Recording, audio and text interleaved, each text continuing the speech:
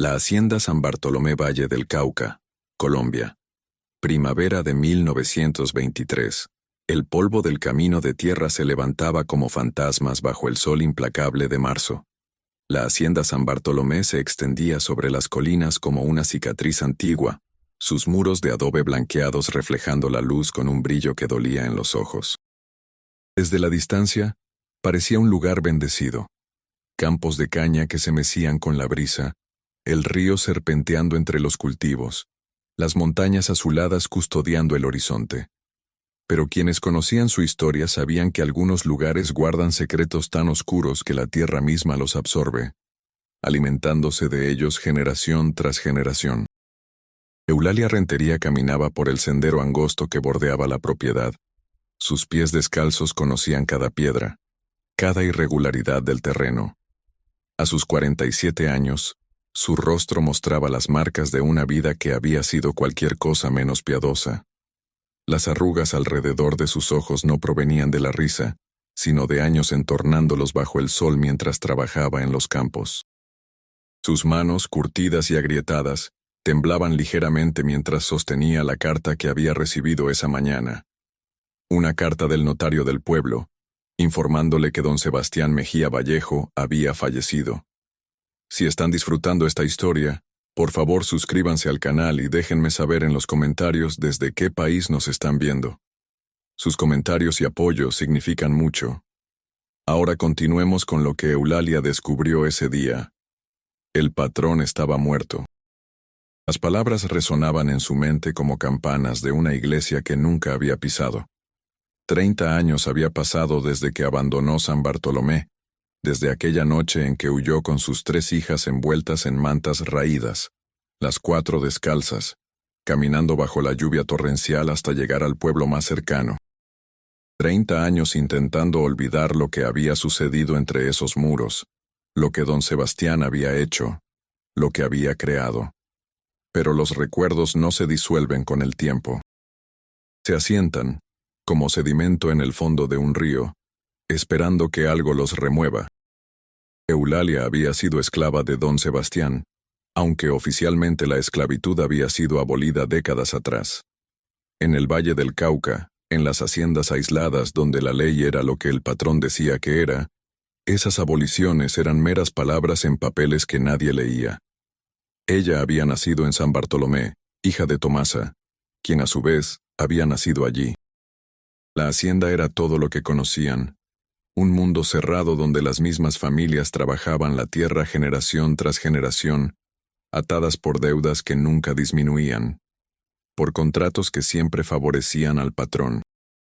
Don Sebastián había heredado la hacienda de su padre en 1885, cuando Eulalia tenía apenas 9 años.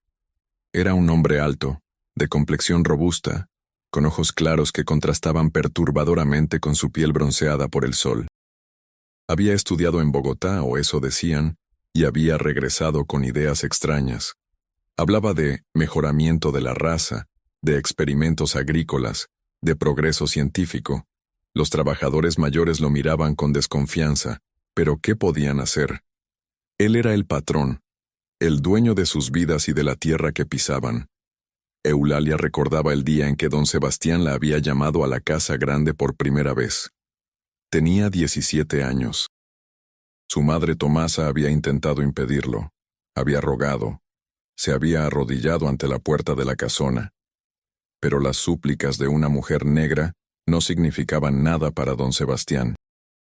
Eulalia fue llevada a una habitación del segundo piso, una habitación con ventanas que daban a los campos, donde podía ver a su madre de rodillas en el patio. Lo que sucedió esa tarde marcó el comienzo de un horror que se extendería por décadas. Don Sebastián no era simplemente un hombre cruel aprovechándose de su poder. Era algo peor. Un hombre convencido de que sus acciones tenían un propósito superior. Mientras la sometía, le hablaba con una calma perturbadora sobre sus teorías.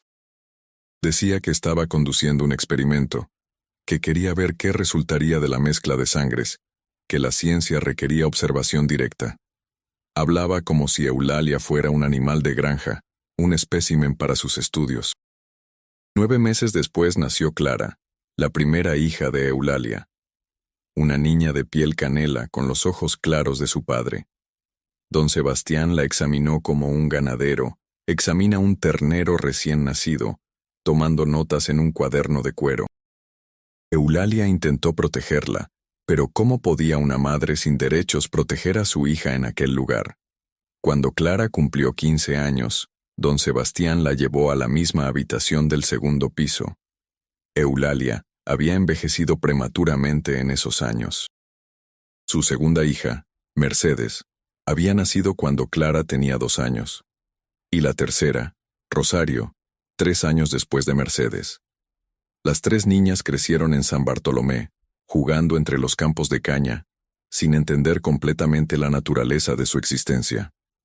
Eulalia las mantenía cerca, inventaba trabajos que las ocuparan lejos de la casa grande, rezaba a santos en los que apenas creía. Pero don Sebastián era paciente. Esperó, observó. Tomaba notas en sus cuadernos sobre el crecimiento de las niñas, sobre sus características físicas, sobre sus temperamentos. Los otros trabajadores de la hacienda murmuraban, pero el miedo los mantenía callados. Aquellos que se atrevían a cuestionar al patrón desaparecían, enviados a trabajar en haciendas lejanas, o simplemente se iban una noche y nunca regresaban. La pesadilla de Eulalia se hizo realidad cuando Clara fue llamada. Luego Mercedes. Luego Rosario.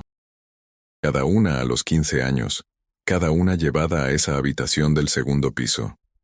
Don Sebastián continuaba su experimento, metódico, implacable. Hablaba de pureza de la línea, de observación generacional, de crear algo nuevo. Las 3 hijas de Eulalia quedaron embarazadas, todas al mismo tiempo, como si don Sebastián hubiera planeado cuidadosamente el timing. El año era 1893. Eulalia tenía 35 años y veía cómo su pesadilla se multiplicaba en los vientres de sus hijas. Los embarazos fueron difíciles. Las 3 muchachas sufrían de náuseas constantes, de dolores inexplicables, de fiebres que iban y venían. Don Sebastián las mantenía en la casa grande, en habitaciones separadas, visitándolas cada día para examinarlas, para tomar sus medidas, para anotar en sus malditos cuadernos. Había traído a un médico de Cali, un hombre de aspecto nervioso que parecía tan asustado de don Sebastián como todos los demás. Eulalia no tenía permitido ver a sus hijas durante los últimos meses de embarazo.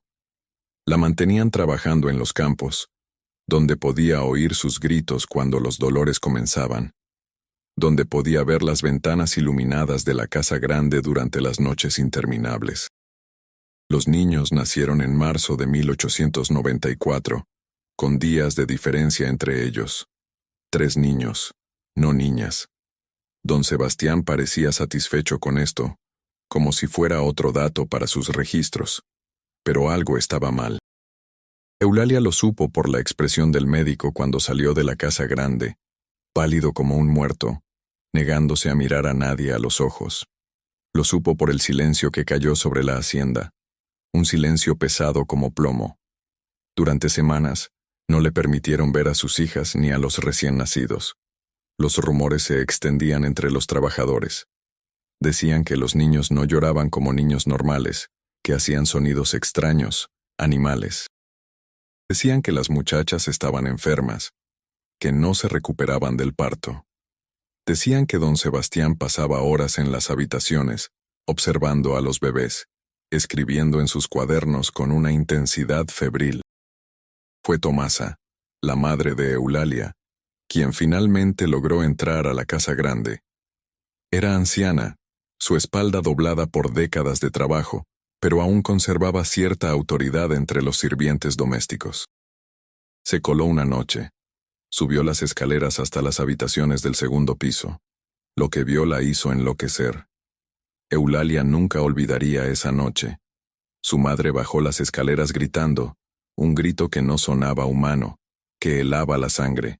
Salió corriendo de la casa grande, atravesó el patio y siguió corriendo hacia los campos. Los trabajadores la encontraron al amanecer, arrodillada junto al río, meciendo su cuerpo hacia adelante y hacia atrás, murmurando palabras que nadie podía entender. Tomasa murió 3 días después. Simplemente dejó de comer, dejó de beber, se quedó acostada en su catre mirando el techo hasta que su corazón se detuvo. Antes de morir, tomó la mano de Eulalia y susurró una sola palabra: monstruos. Esa palabra perseguiría a Eulalia por el resto de su vida. Don Sebastián finalmente permitió que Eulalia viera a sus hijas 2 semanas después de la muerte de Tomasa. Las encontró en sus habitaciones demacradas, con ojos hundidos que parecían haber visto el infierno. Cada una tenía a su bebé en una cuna junto a la cama. Don Sebastián estaba presente, observando la reunión como quien observa un experimento. Los niños no eran normales. Eulalia lo vio inmediatamente, aunque al principio no pudo identificar exactamente qué estaba mal. Eran pequeños, más pequeños de lo normal para su edad. Sus cabezas parecían desproporcionadas, ligeramente alargadas. Pero lo peor eran sus ojos. Tenían los ojos abiertos, fijos, sin parpadear, con una intensidad que no debería existir en un recién nacido, y no lloraban. Emitían sonidos, sí, pero no eran llantos de bebé.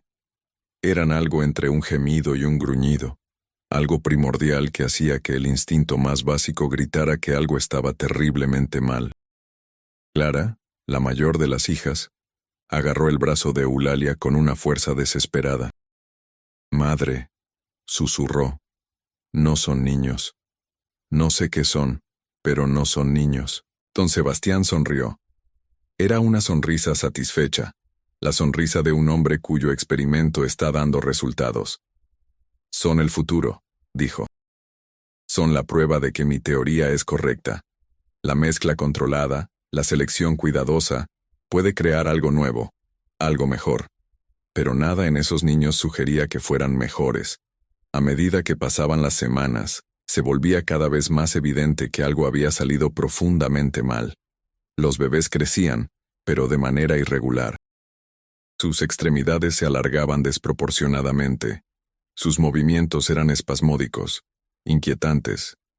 Y sus ojos, esos ojos que nunca parpadeaban, parecían seguir todo con una inteligencia antinatural. Las muchachas se deterioraban. Mercedes desarrolló una fiebre que no cedía. Rosario se negaba a amamantar a su hijo y tenía que ser forzada. Clara pasaba horas mirando por la ventana, como si buscara una escapatoria que sabía que no existía. Eulalia tomó una decisión. No podía salvar a los niños, si es que esos seres podían llamarse niños, pero podía salvar a sus hijas. Comenzó a planear la fuga, hablando en susurros con los trabajadores de confianza, guardando provisiones, esperando el momento adecuado. Ese momento llegó durante una noche de tormenta en julio de 1894. Don Sebastián había viajado a Cali para reunirse con otros hacendados. Eulalia actuó rápidamente. Entró a la casa grande, subió a las habitaciones y sacó a sus 3 hijas. Los niños quedaron en sus cunas, esos ojos sin parpadear siguiéndolas mientras salían. Caminaron toda la noche bajo la lluvia. Clara, Mercedes y Rosario estaban débiles, pero el terror les daba fuerzas. Eulalia las arrastró por caminos de barro, a través de campos oscuros, hasta que llegaron al pueblo de Palmira al amanecer. Se refugiaron en la casa de un antiguo trabajador de la hacienda que había logrado comprar su libertad años atrás. Don Sebastián las buscó. Durante meses, envió hombres a todos los pueblos cercanos. Pero Eulalia y sus hijas se escondieron, cambiando de lugar constantemente, viviendo de la caridad de aquellos que entendían lo que significaba escapar de San Bartolomé.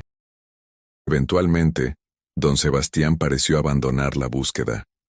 O quizás simplemente decidió que el experimento podía continuar sin ellas. Tenía a los niños, después de todo, sus preciosos especímenes. Eulalia y sus hijas reconstruyeron sus vidas lentamente. Se establecieron en Buga, a suficiente distancia de San Bartolomé. Trabajaron en lo que pudieron encontrar, lavando ropa, limpiando casas, vendiendo en el mercado.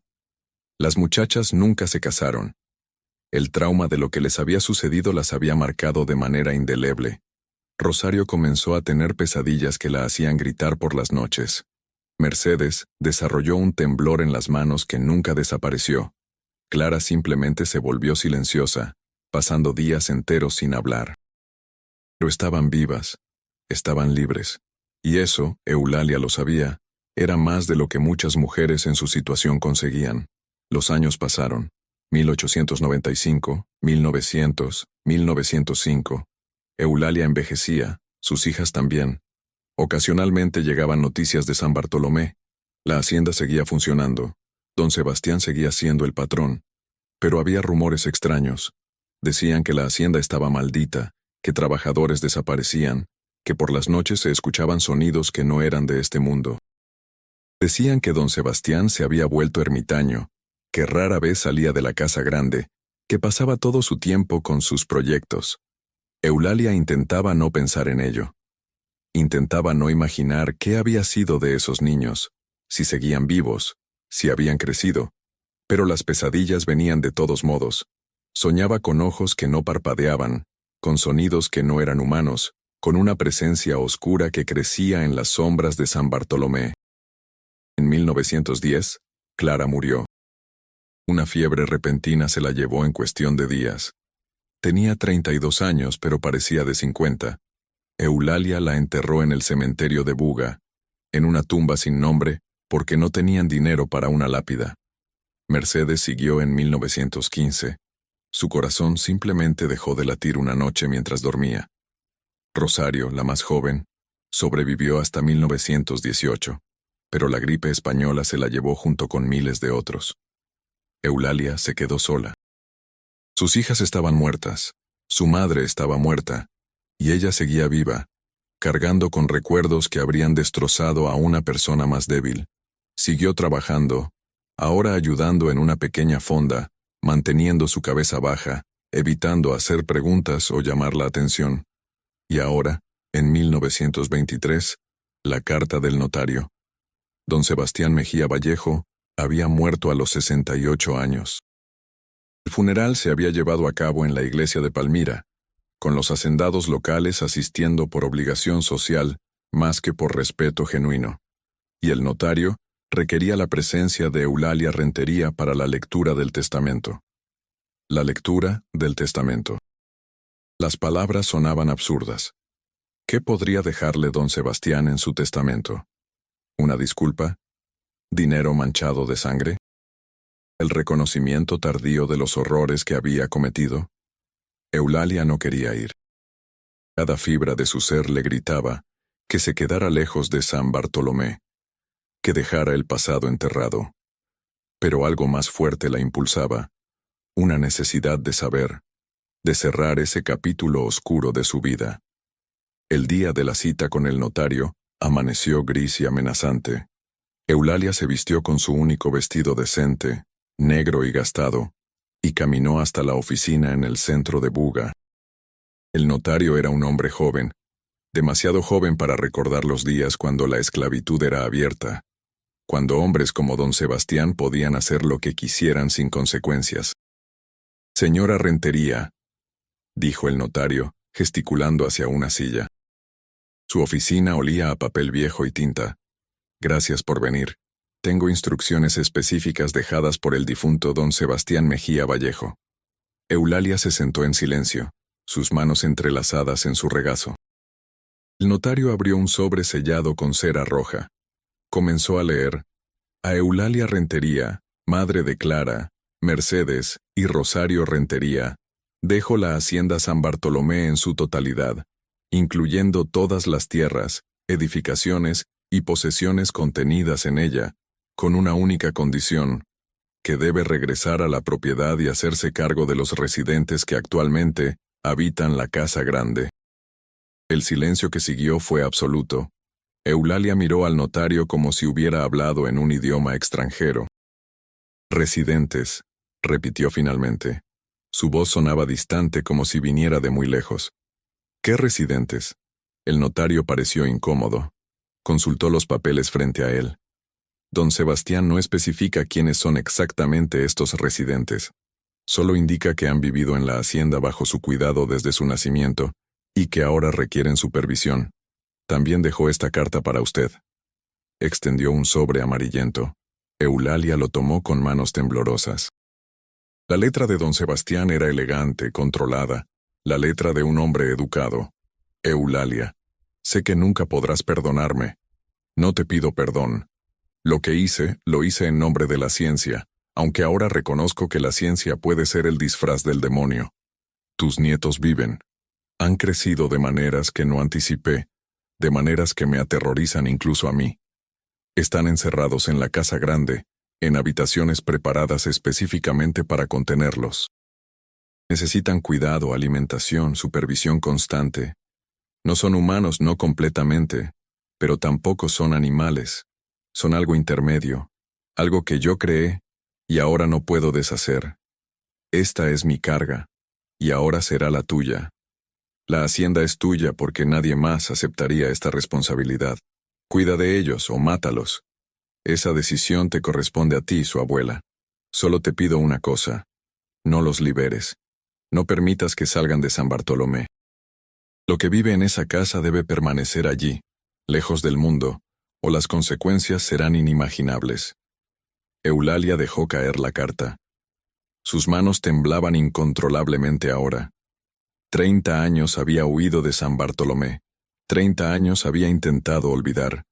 Y ahora don Sebastián, incluso en la muerte, la arrastraba de vuelta. «¿Señora Rentería?», preguntó el notario. «¿Acepta los términos del testamento?». Eulalia cerró los ojos. Podía decir que no. Podía rechazar la herencia, dejar que la hacienda pasara a manos del Estado o de algún pariente lejano de don Sebastián.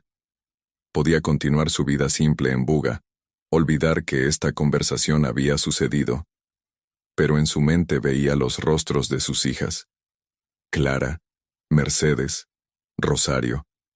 Todas muertas, todas destruidas por lo que don Sebastián les había hecho. Y ahora existían niños, sus nietos, criaturas que llevaban la sangre de sus hijas, encerrados en la oscuridad de San Bartolomé. «Necesito ver la propiedad antes de decidir», dijo finalmente. El notario asintió, como si hubiera esperado esa respuesta. «Por supuesto, puedo acompañarla mañana si lo desea». Esa noche, Eulalia no durmió. Se quedó sentada junto a la ventana de su pequeña habitación, mirando las estrellas, recordando. Recordaba a sus hijas cuando eran pequeñas, antes de que don Sebastián las tocara, cuando todavía reían y jugaban. Recordaba la última vez que las vio con vida, sus rostros marcados por el sufrimiento. Recordaba los sonidos que hacían esos bebés, esos niños que no eran niños. Al amanecer, tomó su decisión. Iría a San Bartolomé. No por don Sebastián, no por la herencia, sino por sus hijas.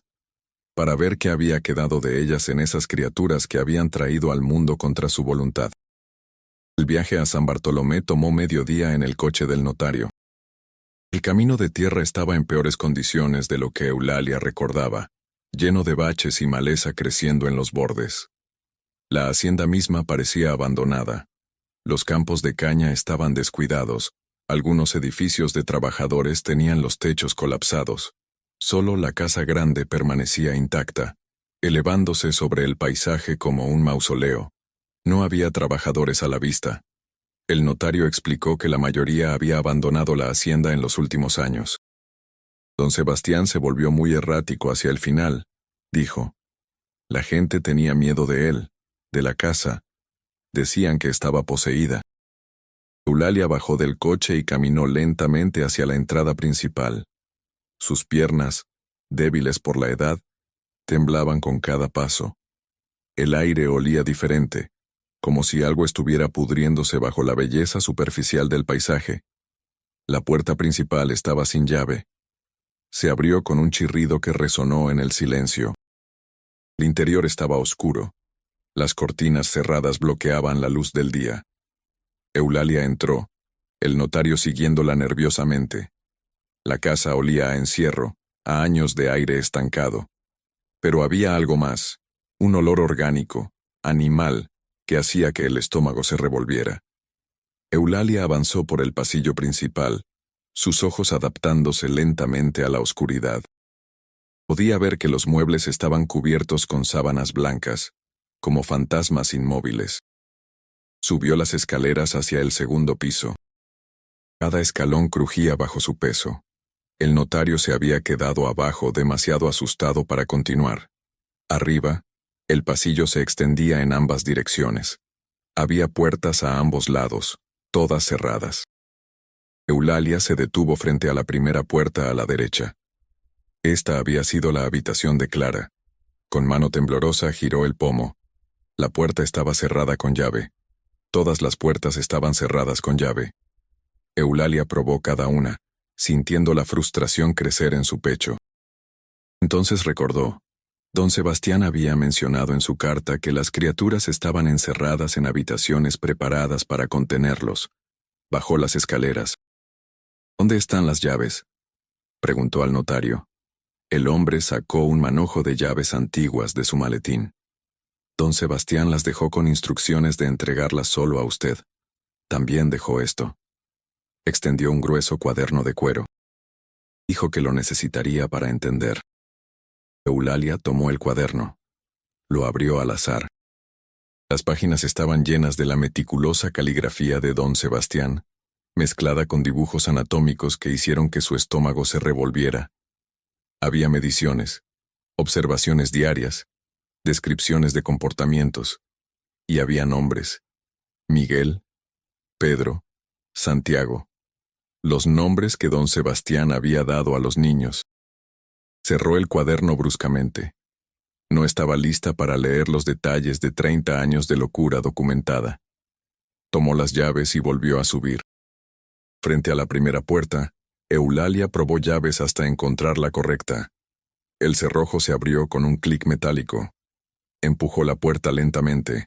La habitación estaba casi vacía. Había una cama estrecha, una mesa, una silla. Las paredes estaban acolchadas con tela gruesa, manchada y rasgada en algunos lugares. La única ventana tenía barrotes de hierro, y en la esquina, acurrucado en las sombras, había algo. Era aproximadamente del tamaño de un hombre adulto, pero su forma era completamente incorrecta. La espalda estaba encorvada de manera antinatural. Las extremidades parecían demasiado largas, dobladas en ángulos que desafiaban la anatomía humana normal.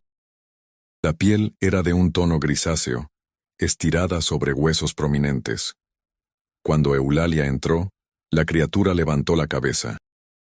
Sus ojos, esos ojos que había visto por última vez hacía 30 años en un bebé, la miraron con una intensidad que la hizo retroceder. Eran ojos humanos en un rostro que no era del todo humano. La estructura ósea era extraña, la mandíbula pronunciada, la frente hundida. Pero en esos ojos había algo que reconocía. Vio a Clara, vio los ojos de su hija mayor mirándola desde ese rostro imposible. La criatura emitió un sonido, no palabras, sino algo entre un gemido y un gruñido. Se movió hacia adelante, arrastrándose sobre sus extremidades anormales. Eulalia salió de la habitación y cerró la puerta rápidamente, su corazón latiendo tan fuerte que pensó que estallaría. Se apoyó contra la pared del pasillo, respirando profundamente, intentando no vomitar. Había 2 puertas más. Con manos temblorosas, abrió la segunda. La habitación era similar a la primera, y en ella, otra criatura. Esta era más pequeña, más demacrada.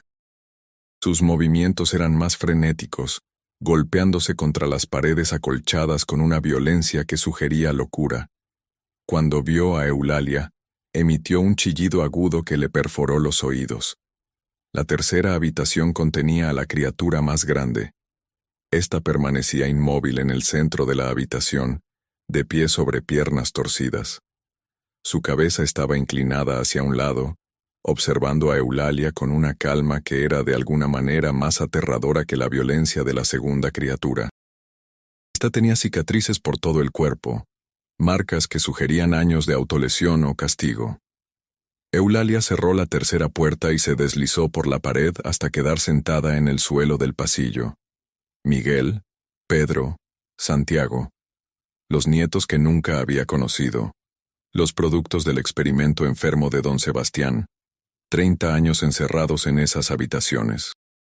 30 años creciendo en la oscuridad, alimentados y observados por un hombre que los veía como especímenes científicos, no como seres vivos. ¿Qué tipo de existencia habían tenido? ¿Qué entendían del mundo? ¿Tenían pensamientos, emociones, o eran simplemente criaturas operando en base a instintos básicos? El cuaderno de don Sebastián podría tener respuestas, pero Eulalia no estaba segura de querer saberlas. Bajó las escaleras lentamente. El notario la esperaba en la entrada, pálido y ansioso. «Señora Rentería, ¿está bien?»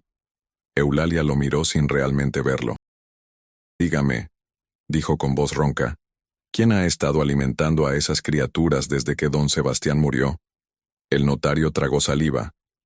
«Hay un hombre, Vicente, que trabajó para don Sebastián durante años. Vive en una de las casas de trabajadores. Él ha estado viniendo diariamente para traer comida y agua. Dice que don Sebastián le pagó por adelantado para hacerlo durante 6 meses después de su muerte». ¿6 meses? ¿Y después qué? El notario se encogió de hombros incómodo. «Supongo que don Sebastián esperaba que usted habría tomado una decisión para entonces. Una decisión. Matar a las criaturas o cuidarlas. Esas eran las opciones que don Sebastián le había dejado. Pero ¿cómo podía matar a los únicos seres vivos que quedaban de sus hijas? Por más monstruosos que fueran, llevaban la sangre de Clara, Mercedes y Rosario. Eran todo lo que quedaba de ellas en este mundo. Pero ¿cómo podía cuidarlos? ¿Cómo podía vivir en esta casa de horrores, alimentando y manteniendo encerradas a estas criaturas que nunca debieron existir? «Necesito hablar con Vicente», dijo finalmente. Vicente resultó ser un hombre de unos 60 años, encorvado y de pocas palabras. Vivía en una pequeña casa al borde de la propiedad, rodeado de gallinas y un jardín descuidado. Cuando Eulalia llegó, estaba sentado en un banco de madera, fumando un cigarrillo casero. «Sabía que vendría», dijo sin levantar la vista. «El patrón dijo que vendría». Eulalia se sentó a su lado sin pedir permiso. «¿Cuánto tiempo llevas trabajando aquí?» «Toda mi vida. Nací en San Bartolomé, como mi padre antes que yo. Vi todo lo que pasó. Entonces sabes lo que hizo, lo que creó». Vicente asintió lentamente. «Sé que don Sebastián era un hombre enfermo en el alma. Sé que lo que hizo con usted y con sus hijas fue el peor tipo de maldad. Pero también sé que esas criaturas de arriba no pidieron nacer. No pidieron ser lo que son. ¿Por qué te quedaste? ¿Por qué no huiste como los otros?» Vicente finalmente la miró. Sus ojos eran tristes, cansados. Porque alguien tenía que cuidarlos. Don Sebastián los habría dejado morir de hambre si no hubiera nadie que le recordara alimentarlos. En los últimos años estaba casi loco. Pasaba días encerrado en su estudio, escribiendo en sus cuadernos. Yo me aseguraba de que las criaturas tuvieran comida y agua. No es mucho, pero es todo lo que podía hacer. Eulalia sintió un nudo en la garganta. ¿Son conscientes? ¿Entienden algo?» Vicente exhaló humo lentamente. «Miguel, el mayor, el que está en la primera habitación, es el más tranquilo. A veces parece que entiende cuando le hablas. Pedro, el del medio, está completamente loco. Se lastima a sí mismo, golpea las paredes, grita. Santiago, el más grande, es el más peligroso. Es inteligente, puedo verlo en sus ojos. Planea, observa, espera. Don Sebastián le tenía miedo hacia el final». «¿Qué les das de comer?» «Principalmente pan, frutas, vegetales. Don Sebastián intentó darles carne una vez. No salió bien. Se volvieron violentos, incontrolables. Desde entonces, solo comida simple». Eulalia permaneció en silencio por un largo rato. El sol comenzaba a ponerse, tiñendo el cielo de naranja y púrpura. Desde la distancia, podía ver la casa grande, sus ventanas como ojos oscuros observándola. «Si acepto la hacienda», dijo lentamente, «¿te quedarías? ¿Me ayudarías a cuidarlos?» Vicente la miró con sorpresa. ¿Va a quedarse? No lo sé todavía. Pero si me quedo no puedo hacerlo sola. Vicente aplastó su cigarrillo bajo el zapato. Trabajé para don Sebastián por obligación, por miedo. Si trabajara para usted, sería por elección. Esas criaturas no merecen sufrir más de lo que ya han sufrido. Así que sí, me quedaría. Eulalia pasó esa noche en la hacienda, en una de las habitaciones de la planta baja que Vicente había limpiado apresuradamente. No podía dormir. Cada sonido de la vieja casa la hacía sobresaltar, y por encima de todo, podía oír los ruidos del segundo piso, rasguños, golpes sordos, gemidos que resonaban en la oscuridad. Abrió el cuaderno de don Sebastián y comenzó a leer. Era una crónica de 30 años de locura disfrazada de ciencia. Don Sebastián había documentado meticulosamente cada aspecto del desarrollo de las criaturas, su alimentación, su crecimiento físico, sus comportamientos, sus reacciones a diferentes estímulos. Las primeras entradas eran casi clínicas en su tono. Los sujetos muestran desarrollo muscular anormal. Las extremidades se están alargando más rápido que el torso.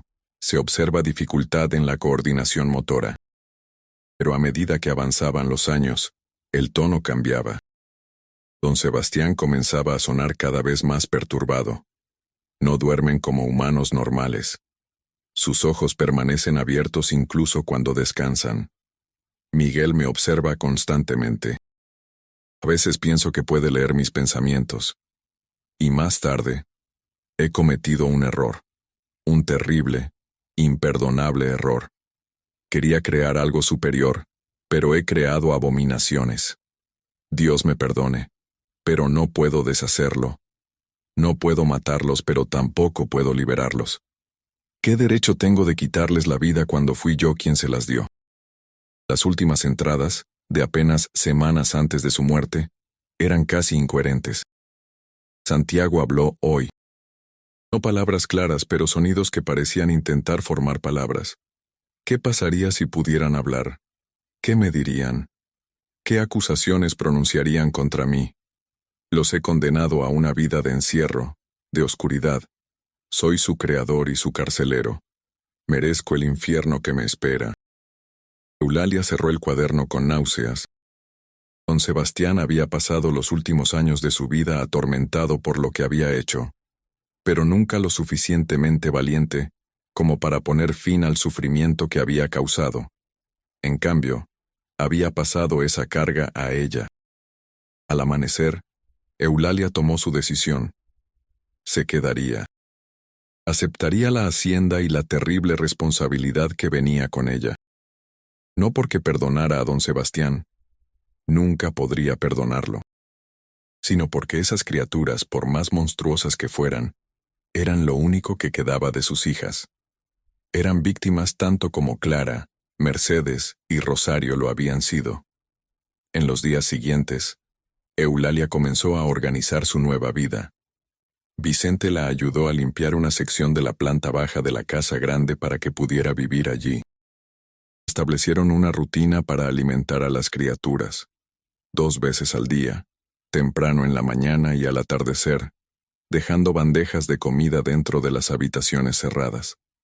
Eulalia nunca entraba completamente a las habitaciones. Abría la puerta lo suficiente para deslizar la bandeja adentro, luego la cerraba rápidamente. Las criaturas aprendieron esta rutina. Cuando escuchaban los pasos en el pasillo, se apartaban de la puerta, esperando. Lentamente, muy lentamente, Eulalia comenzó a observarlas. Miguel, en la primera habitación, era efectivamente el más tranquilo.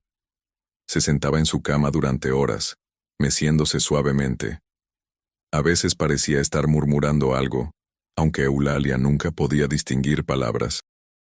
Pedro, en la segunda habitación, estaba atrapado en un ciclo constante de agitación. Se golpeaba contra las paredes, se arañaba la piel hasta sangrar, emitía gritos que helaban la sangre. Vicente le explicó que don Sebastián solía sedarlo con medicamentos, pero que se habían agotado después de su muerte. Santiago, en la tercera habitación, Era el que más perturbaba a Eulalia. Siempre estaba observando, siguiendo cada movimiento con esos ojos inteligentes. Cuando Eulalia entraba al pasillo, podía sentir su mirada a través de la puerta. Era como si pudiera verla incluso a través de la madera. Una noche, varias semanas después de que Eulalia se mudara a San Bartolomé, escuchó un sonido diferente proveniente del segundo piso. No eran los golpes usuales o los gemidos. Era algo más deliberado, rítmico, como si alguien estuviera golpeando la puerta en un patrón específico. Subió las escaleras con una lámpara de aceite. El sonido venía de la habitación de Santiago. Tocaba la puerta, 5 golpes, pausa, 3 golpes, pausa, 2 golpes, y luego repetía el patrón. Eulalia se acercó a la puerta. «¿Santiago?», dijo suavemente. Era la primera vez que pronunciaba su nombre en voz alta. Los golpes se detuvieron. Hubo un momento de silencio absoluto. Luego, desde el otro lado de la puerta, escuchó algo que la dejó helada. Abuela. La voz era ronca, como si no hubiera sido usada en años, como si la laringe no estuviera hecha para formar palabras humanas. Pero era inconfundible. Santiago había hablado. Eulalia se apoyó contra la pared, su corazón latiendo salvajemente. «¿Puedes hablar?», susurró. Otro largo silencio. Luego, «Sí». Lágrimas comenzaron a rodar por las mejillas de Eulalia. Todas estas semanas había estado cuidando a las criaturas como si fueran animales, no porque no creyera que pudieran ser más, sino porque era más fácil hacerlo así. Pero Santiago podía hablar, lo que significaba que podía pensar, podía entender. Había pasado 30 años encerrado en esa habitación, consciente de su prisión. «¿Hace cuánto que puedes hablar?», preguntó. «Siempre, difícil. Don Sebastián no gustaba». Don Sebastián no gustaba. Por supuesto que no le gustaba. Habría sido más difícil ver a las criaturas como especímenes si hablaban, si demostraban su humanidad. «¿Qué quieres, Santiago?». Hubo una larga pausa. Cuando finalmente respondió, su voz sonaba cansada, infinitamente triste. «Salir». Eulalia cerró los ojos. «No puedo dejarte salir. No sé si es seguro. Sé solo ver cielo una vez». La súplica rompió algo dentro de Eulalia. Bajó las escaleras rápidamente y fue a buscar a Vicente. Lo encontró en su casa a punto de acostarse. «Santiago habla», dijo sin preámbulo. Vicente palideció. «¿Qué?». «Puede hablar. Ha estado hablando conmigo. Y quiere salir, aunque sea una vez, solo para ver el cielo». Vicente se sentó pesadamente. Don Sebastián temía esto. Por eso los mantenía sedados algunas veces. Sabía que si las criaturas podían comunicarse, sería más difícil mantenerlas encerradas. ¿Qué tan peligroso es? En realidad, ¿qué tan peligroso? Vicente se frotó la cara con las manos. Honestamente no lo sé. Don Sebastián los pintaba como monstruos violentos, pero en todos mis años aquí, nunca los vi atacar a nadie.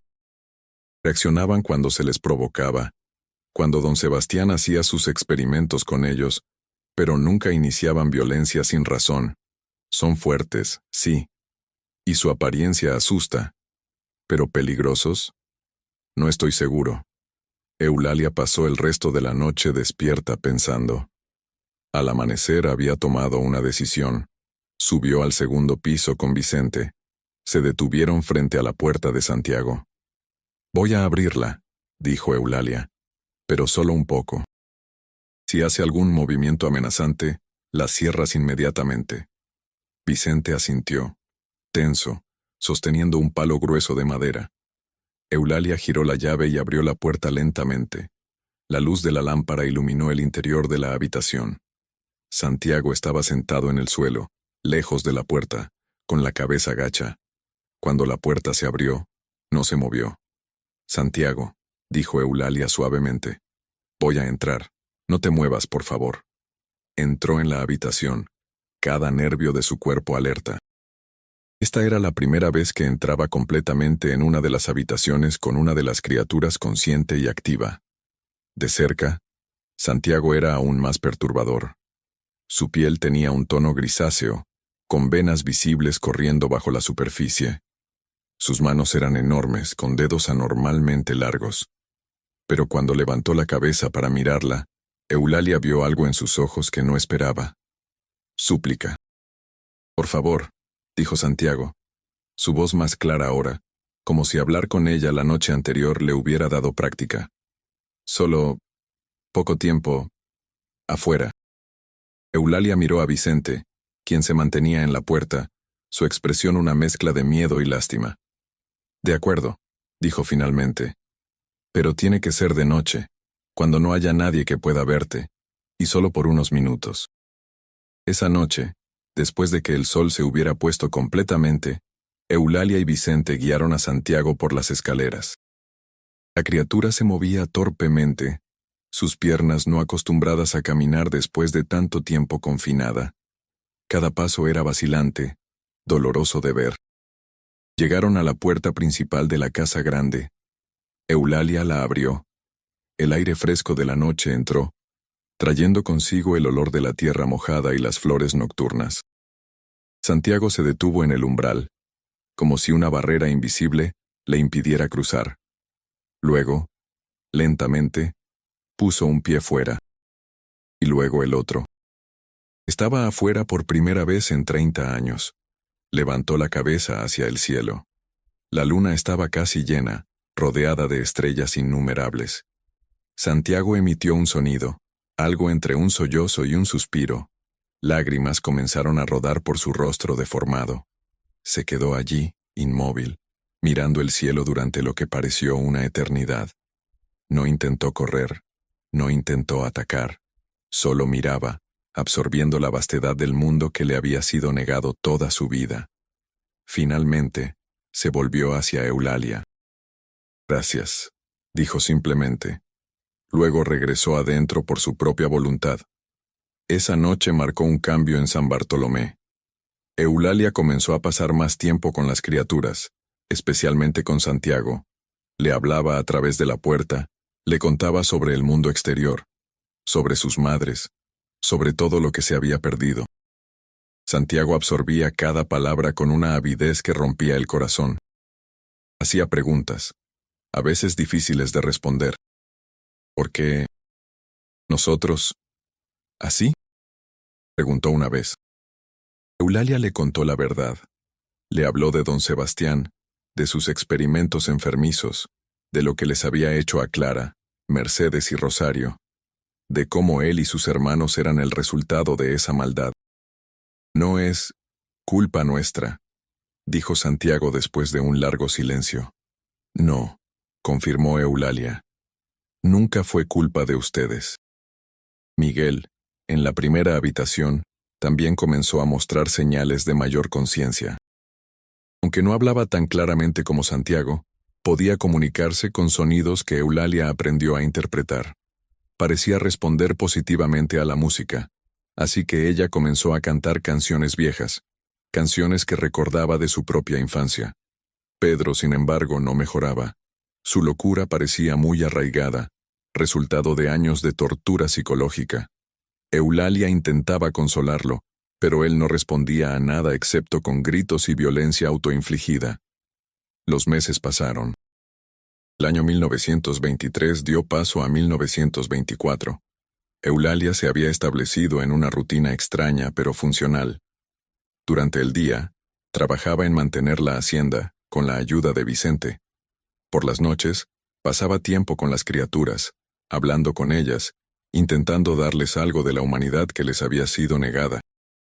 Pero la paz no podía durar. En mayo de 1924, llegó un visitante a San Bartolomé. Era un hombre joven, de unos 30 años, bien vestido, con la confianza de alguien acostumbrado a ser obedecido. Se presentó como Rodrigo Mejía, primo lejano de don Sebastián. «Vengo a reclamar mi herencia», anunció. «Como pariente consanguíneo más cercano de don Sebastián, esta propiedad me corresponde legalmente». Eulalia le mostró el testamento. Rodrigo lo leyó con creciente furia. «Esto es absurdo. ¿Dejarle una hacienda completa a una antigua esclava? No tiene validez legal. Impugnaré esto en los tribunales. Y lo hizo. Durante los siguientes meses, Eulalia se vio envuelta en batallas legales que amenazaban con quitarle la hacienda. Rodrigo argumentaba que el testamento había sido hecho bajo coacción mental, que don Sebastián no estaba en sus cabales al final de su vida. El notario testificó a favor de Eulalia, confirmando que don Sebastián había estado completamente consciente cuando hizo el testamento. Pero Rodrigo tenía dinero y conexiones. El caso se prolongaba.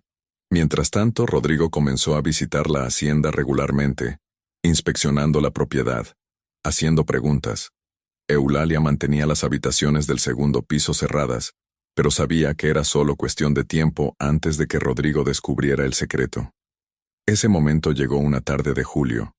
Rodrigo había venido sin anunciarse y encontró la puerta principal abierta. Subió al segundo piso antes de que Eulalia pudiera detenerlo.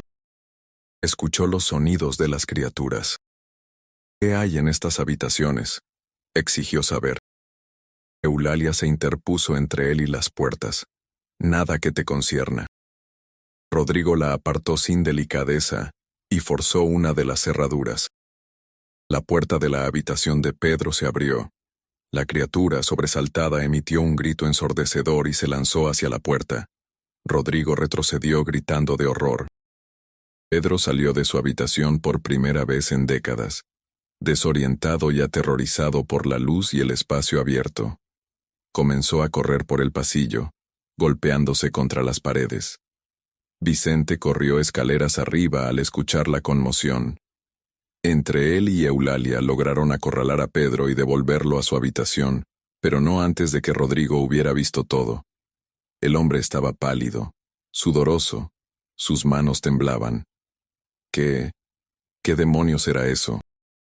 Eulalia cerró la puerta de Pedro con llave y se volvió hacia Rodrigo. La razón por la que don Sebastián te dejó fuera de su testamento. La razón por la que esta hacienda viene con condiciones. Me contó todo. Sobre los experimentos de don Sebastián, sobre las 3 criaturas encerradas en el segundo piso, sobre la carga terrible que había heredado. Rodrigo la escuchó en silencio creciente. Cuando ella terminó, se sentó pesadamente en el suelo del pasillo. Dios mío, murmuró. Mi primo era un monstruo. Sí, dijo Eulalia simplemente. Lo era.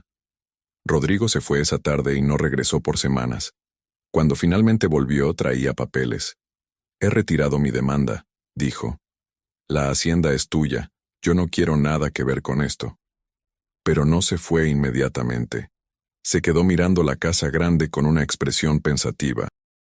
¿Qué vas a hacer con ellos?, preguntó finalmente. No pueden quedarse encerrados para siempre.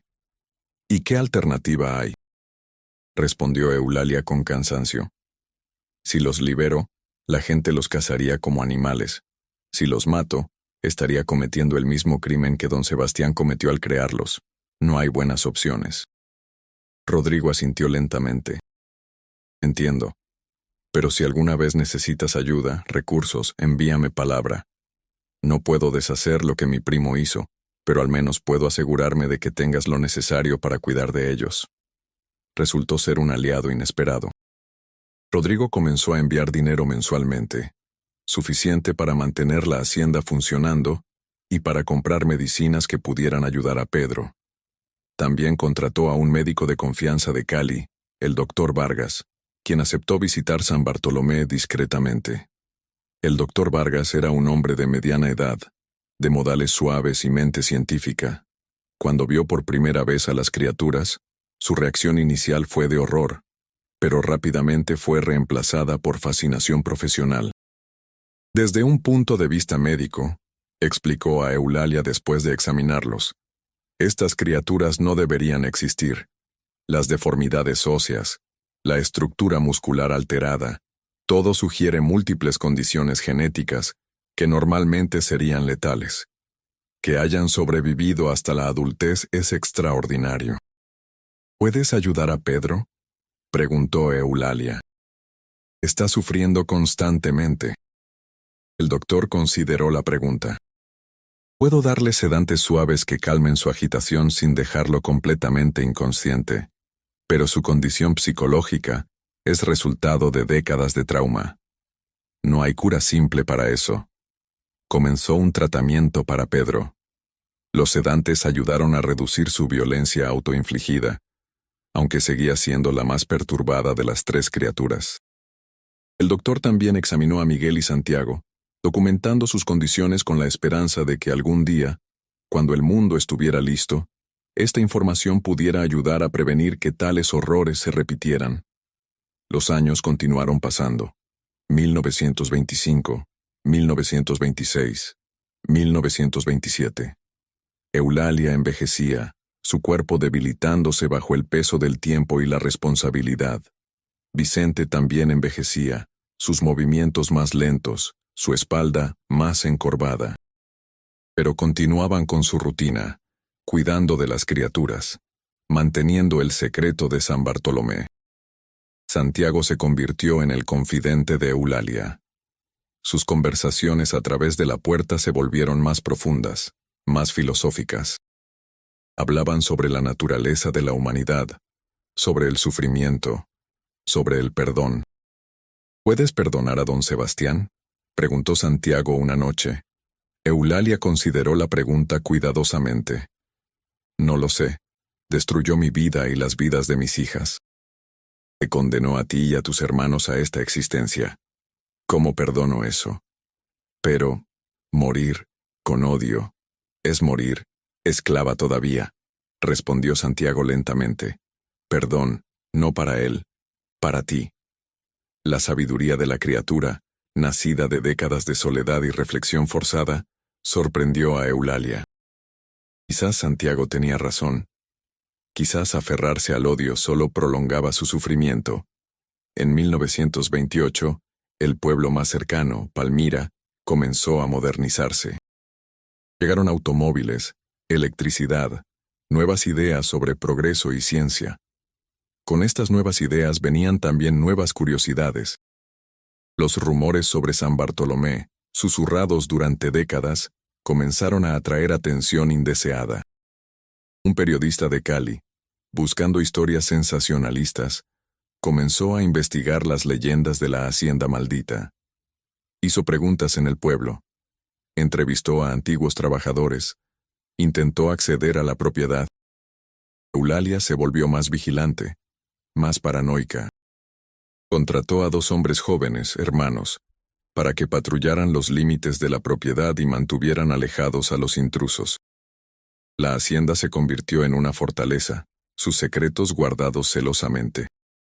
Pero los secretos tienen peso. Y después de décadas, ese peso comenzaba a hacer grietas en los cimientos de San Bartolomé. Una noche de octubre de 1928, Eulalia despertó con un sentimiento de inquietud. Algo estaba mal. Se levantó y subió al segundo piso, solo para descubrir que la puerta de la habitación de Santiago estaba entreabierta. El pánico la invadió. Corrió por el pasillo, llamando a Vicente. Buscaron por toda la casa, pero Santiago no estaba. Finalmente lo encontraron en el jardín trasero, de pie bajo la luz de la luna, simplemente mirando las estrellas. No había intentado huir. Solo había querido sentir el aire nocturno en su piel una vez más. Lo siento, dijo cuando lo encontraron. Cerré mal la puerta anoche, después que trajeron comida. No quería asustar. Eulalia se acercó lentamente. ¿Por qué no huiste? Podrías haber escapado. Santiago la miró con esos ojos extrañamente humanos en su rostro imposible. ¿A dónde iría? Este es único hogar. Conozco. Y tú, eres única familia. Ese momento selló algo entre ellos. Santiago regresó voluntariamente a su habitación, pero después de eso, Eulalia comenzó a permitirle salir más frecuentemente por las noches, siempre supervisado, siempre con cuidado. Le enseñó sobre las plantas del jardín, sobre las estrellas en el cielo, sobre el mundo que existía más allá de los muros de su prisión. Miguel también comenzó a salir ocasionalmente. Era más tímido que Santiago, asustándose fácilmente con sonidos inesperados, pero disfrutaba sentarse en el patio y escuchar los sonidos nocturnos del campo. Solo Pedro permanecía siempre encerrado. Su mente estaba demasiado fracturada, su agitación demasiado impredecible. Era el recordatorio constante del daño irreparable que don Sebastián había causado. En 1929, el doctor Vargas trajo noticias inquietantes. Están envejeciendo rápidamente, dijo después de su examen trimestral. Su estructura genética anormal significa que sus cuerpos se deterioran más rápido que los humanos normales. Les doy tal vez 10 años más, quizás menos. La noticia fue un golpe, aunque quizás no debería haberlo sido. Después de todo, las criaturas ya habían vivido más de 35 años contra todas las probabilidades médicas. Eulalia se dio cuenta de que su tiempo con ellos era limitado. Comenzó a pasar más horas en el segundo piso, leyéndoles libros a través de las puertas, contándoles historias de sus madres, asegurándose de que supieran que habían sido amadas, que las mujeres que les dieron vida no los habían abandonado por elección. Santiago absorbía estas historias con avidez. «Cuéntame, sobre Clara, mi madre», pedía a menudo, y Eulalia le contaba. Le hablaba de cómo Clara había sido dulce y gentil de niña, cómo le gustaba tejer flores en coronas, cómo cantaba mientras trabajaba en los campos. Le contaba todo lo bueno, preservando la memoria de su hija para el hijo que ella nunca pudo conocer. En 1930, Vicente murió. Simplemente no despertó una mañana, su corazón viejo finalmente rindiéndose. Eulalia lo enterró en el pequeño cementerio de la hacienda, donde generaciones de trabajadores habían sido enterrados antes que él. Su muerte dejó a Eulalia más sola que nunca. Los 2 hermanos que había contratado como guardias ayudaban con las tareas físicas, pero no entendían realmente lo que estaba sucediendo en el segundo piso. Solo sabían que había algo allí arriba que la señora cuidaba, y que su trabajo era mantener alejadas las preguntas. El mundo exterior seguía cambiando. La Gran Depresión golpeó Colombia, trayendo tiempos difíciles incluso a las haciendas más establecidas. Pero gracias al apoyo continuo de Rodrigo, San Bartolomé se mantuvo estable. Rodrigo visitaba ocasionalmente, siempre discretamente. Había envejecido también, su cabello comenzando a encanecer en las sienes. En una visita en 1931, se sentó con Eulalia en el patio y le hizo una pregunta que ella había estado evitando pensar. «¿Qué pasará cuando ya no estés?», preguntó suavemente. «Tienes 65 años, Eulalia. No vivirás para siempre. ¿Quién cuidará de ellos cuando te hayas ido?». Era una pregunta válida, terrible en su practicidad. Eulalia no tenía respuesta. «He estado pensando», continuó Rodrigo. «Podría establecer un fideicomiso, algo que garantice que siempre haya fondos y personas designadas para cuidar de la hacienda y sus residentes, pero necesitamos comenzar a planear ahora». Eulalia asintió lentamente. Tenía razón, por supuesto. Pero la idea de planificar para su muerte, de imaginar a estas criaturas existiendo sin ella, era dolorosa. Esa noche, habló con Santiago sobre esto. «¿Qué quieres que pase cuando yo ya no esté?», preguntó. Santiago estuvo en silencio por largo tiempo. Finalmente respondió. «Quiero morir, con dignidad, no encerrado, solo. Quiero ser enterrado, junto a mi madre, Clara». Eulalia sintió lágrimas rodar por sus mejillas. «Lo prometo», dijo. «Cuando llegue el momento, te daré esa dignidad». Los años 1932 y 1933 trajeron más cambios. El doctor Vargas había estado correcto en su predicción. Las criaturas estaban deteriorándose visiblemente. Santiago desarrolló problemas en las articulaciones que hacían cada movimiento doloroso. Miguel comenzó a tener episodios donde parecía no reconocer dónde estaba. Pedro, siempre el más frágil mentalmente, se volvió casi catatónico, pasando días sin moverse de su esquina.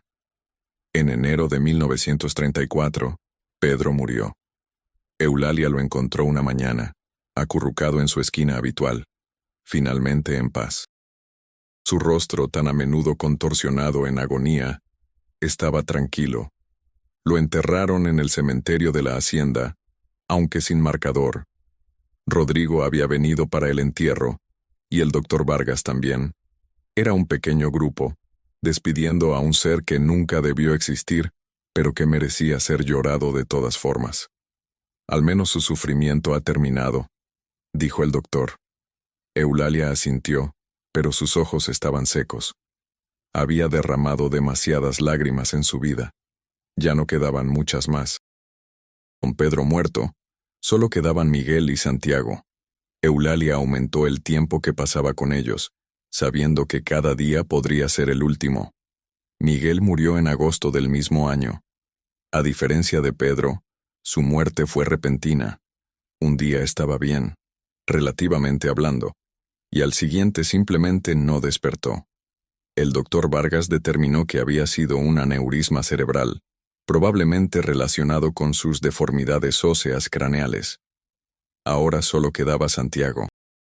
Con sus hermanos muertos, Santiago pareció volverse más introspectivo. Sus conversaciones con Eulalia se volvieron más profundas, más urgentes, como si sintiera que su tiempo también se estaba acabando. He estado pensando, dijo una noche, sobre significado de mi vida. He vivido 38 años, casi todos, en esta habitación. ¿Para qué? ¿Cuál fue propósito? Eulalia no tenía una respuesta fácil. No lo sé, Santiago. Quizás no haya un propósito más allá de simplemente existir, pero has sobrevivido. Contra todas las probabilidades, has sobrevivido, y has conocido amor, aunque llegó tarde. ¿Amor?, repitió Santiago. Sí, te amo como amaba a tu madre. Eres mi nieto, sin importar cómo llegaste a existir. Y eso significa algo. Santiago estuvo en silencio por largo tiempo. Cuando habló de nuevo, su voz estaba cargada de emoción. Gracias, abuela. En 1935, Eulalia sufrió un ataque al corazón. No fue fatal, pero la debilitó significativamente. El doctor Vargas le advirtió que necesitaba descansar, que no podía continuar con las demandas físicas de cuidar la hacienda y a Santiago. Rodrigo contrató a enfermeras y más ayuda, pero Eulalia se negó a delegar completamente el cuidado de Santiago. Él era su responsabilidad, su último vínculo con sus hijas perdidas.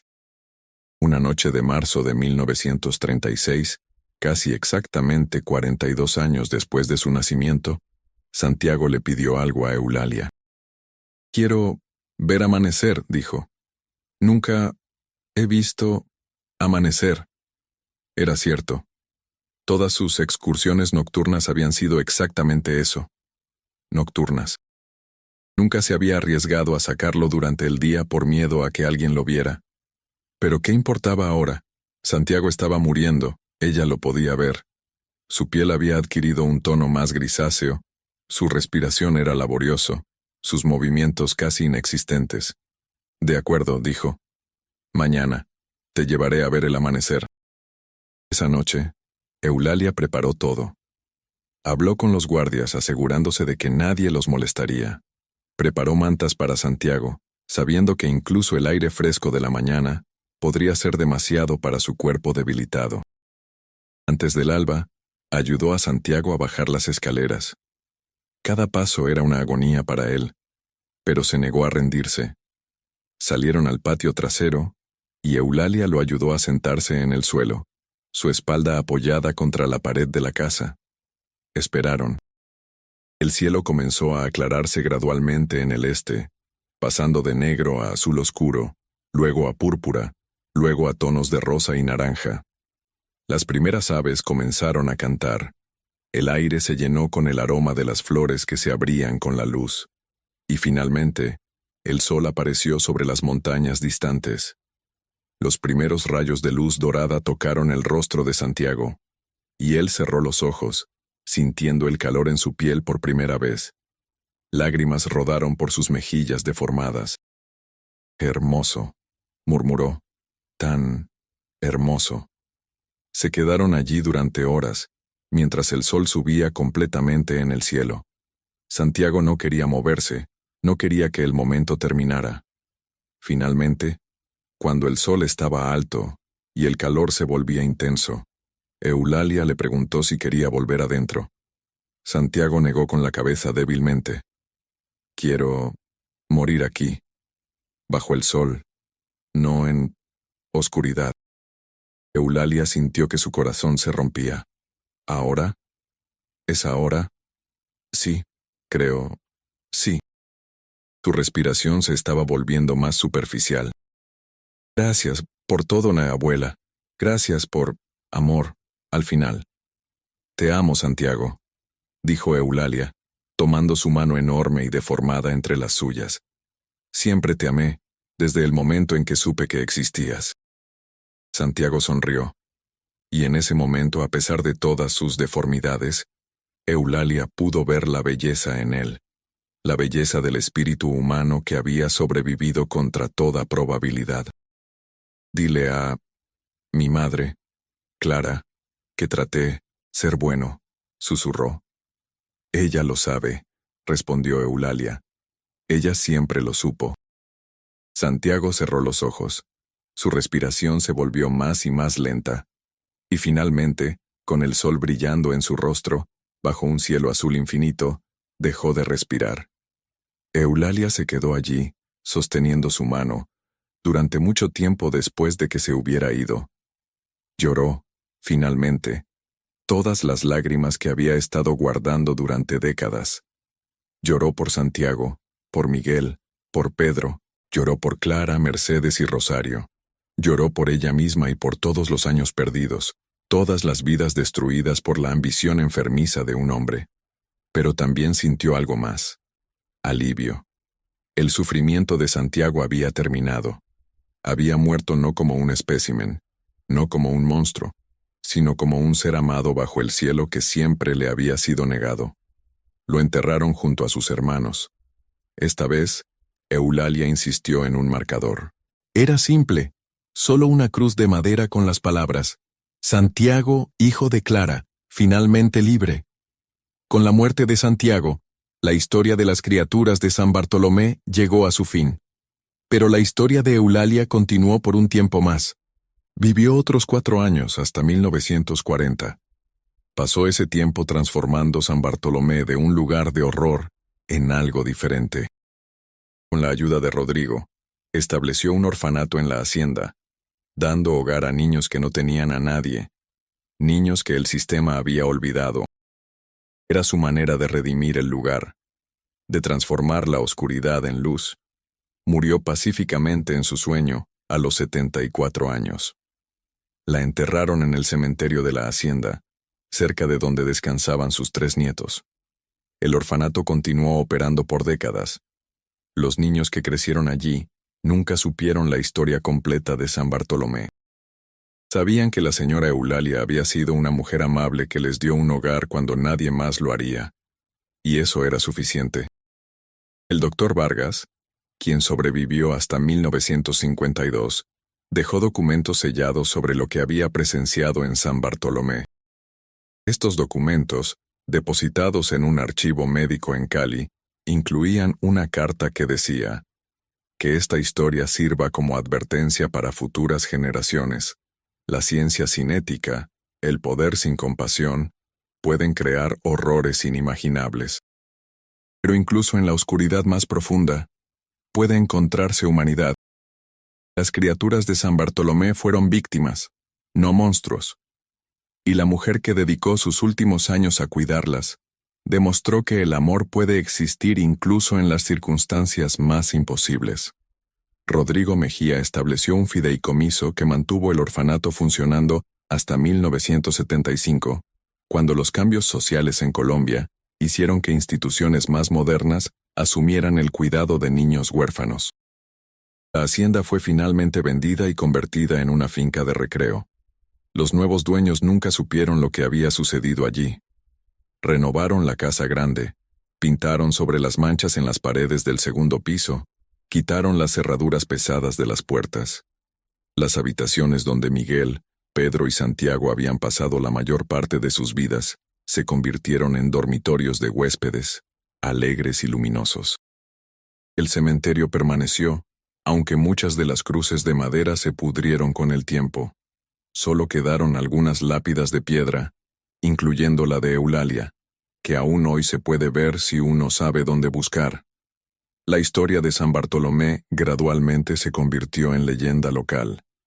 Los ancianos del pueblo cercano aún cuentan historias sobre la hacienda maldita, sobre el patrón cruel y sus experimentos, sobre las criaturas que supuestamente acechaban por las noches. Pero con cada generación, los detalles se vuelven más borrosos, más fantásticos, hasta que la verdad se pierde en el mito. Nadie recuerda los nombres: Clara, Mercedes, Rosario, Miguel, Pedro, Santiago, Eulalia. Nadie recuerda que esta no fue una historia de monstruos sobrenaturales, sino de monstruosidad muy humana, de un hombre que usó su poder para destruir vidas en nombre de la ciencia, de mujeres que sufrieron horrores impensables, de criaturas que nunca pidieron existir pero que existieron de todas formas, con dignidad y con humanidad, a pesar de todo. Pero quizás eso es apropiado. Quizás algunas historias deben ser olvidadas para que aquellos que sufrieron puedan finalmente descansar en paz. En una mañana de primavera en 2025, casi 100 años después de la muerte de Santiago, un historiador visitó la que una vez fue San Bartolomé, ahora una finca turística. Estaba investigando la historia de las haciendas coloniales en el Valle del Cauca. En el archivo de la ciudad, encontró una referencia a los experimentos de don Sebastián Mejía Vallejo, aunque los detalles eran vagos. Visitó el cementerio de la propiedad, casi completamente cubierto por vegetación ahora. Encontró la lápida de Eulalia Rentería, todavía legible después de todos estos años, y cerca, casi ocultas por la maleza, 3 cruces de madera podridas, sin nombres visibles. El historiador tomó fotografías, tomó notas, pero sin más información, sin documentos que consultara, la historia de Eulalia y sus nietos permaneció incompleta en su investigación. Solo otra tragedia perdida en el tiempo, uno más de los innumerables horrores que la esclavitud y el abuso de poder habían producido en la historia de Colombia. Se fue sin saber que bajo esas cruces sin nombre, descansaban seres que habían sido tanto humanos como algo más, víctimas de un experimento que nunca debió realizarse, cuidados al final por una mujer que convirtió su dolor en amor. Y así, la historia de San Bartolomé permanece, guardada en la tierra misma, en las piedras de las tumbas, en los muros de la casa grande que todavía se mantiene en pie. No como una advertencia clara, sino como un susurro, apenas audible sobre el viento que sopla a través de los campos de caña. Un susurro que dice: recuerden que los verdaderos monstruos no tienen formas deformadas ni habilidades sobrenaturales. Los verdaderos monstruos se ven como hombres normales, hablan con voces educadas y justifican sus atrocidades con palabras bonitas sobre ciencia y progreso. Y que el amor, incluso cuando llega tarde, incluso cuando llega a situaciones imposibles, todavía importa. Todavía significa algo.